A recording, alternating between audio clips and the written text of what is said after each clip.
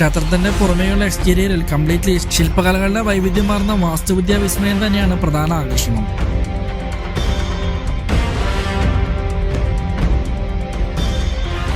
രാമായണവും മഹാഭാരതവും ശിവപുരാണവും അയ്യപ്പചരിതവും എല്ലാം നിറയുന്ന കൊത്തുപണികളാണ് ഈ കാണുന്നതെല്ലാം. കുറച്ച് സൂം ചെയ്താൽ കഥകൾ അറിയുന്നവർക്ക് കഥാസന്ദർഭങ്ങൾ മനസ്സിലാക്കിയെടുക്കാവുന്നതാണ്.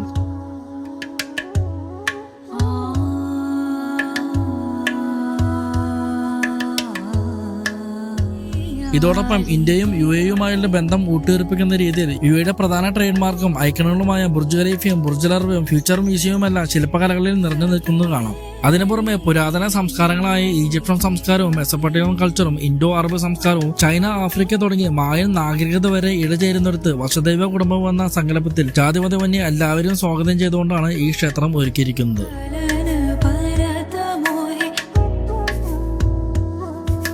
സാൻഡ്സ്റ്റോണിലും ഇറ്റാലിയൻ മാർബിളിലും കൊത്തിരിക്കുന്നത് കാരണം ശില്പങ്ങളുടെ മുഖത്തെ ചെറിയ തിളക്കവും ഭാവങ്ങളും വരെ വളരെ വ്യക്തമായി കാണാൻ സാധിക്കും.